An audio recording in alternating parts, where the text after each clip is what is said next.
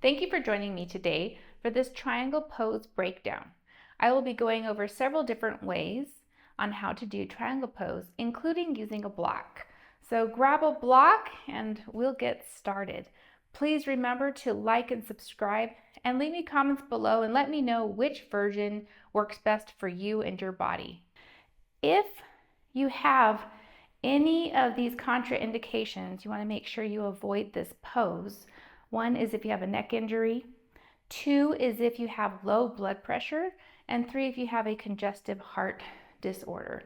So if you have any of those, please do not do this pose in your practice, okay?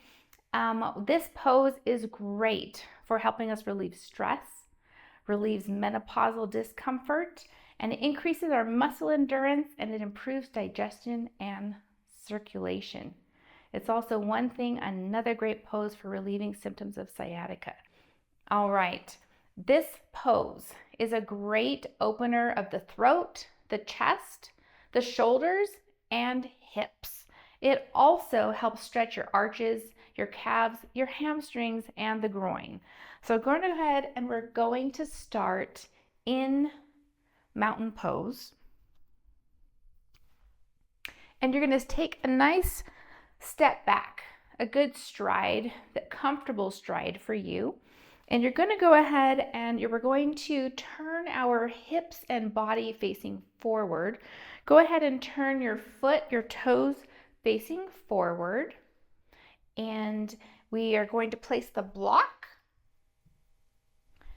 on the back side of that front foot.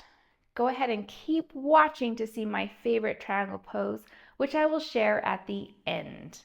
Okay, for this pose, we have the base set up. You want to make sure that you pull in your bandhas, lift up through the legs, pulling up the kneecaps.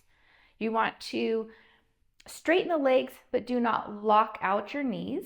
Go ahead and pull in the belly. We're going to bring our shoulders back and down, and we're going to go ahead and place our palms forward, gazes forward. We're going to shift forward. So we're going to shift at the hips, moving the shoulders forward, and then we're going to pivot down. And as we pivot down, you're going to place that lower hand on the block. Your gaze, eventually, you want to turn your gaze up.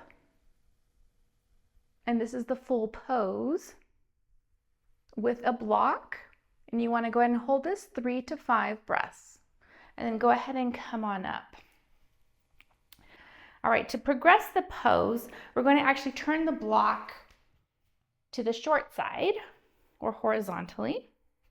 This is going to give us a little more length when we pivot forward and down. Same thing, base, toes facing forward. If this is hurting through the hips, go ahead and turn your toes in just a little bit. As you get more flexibility, you want those toes facing forward. That's going to give you the best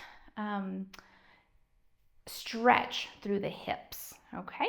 And it's going to open up your hips a lot better. Go ahead and bring out your palms facing forward, nice and straight, shoulders nice and back, spine is straight.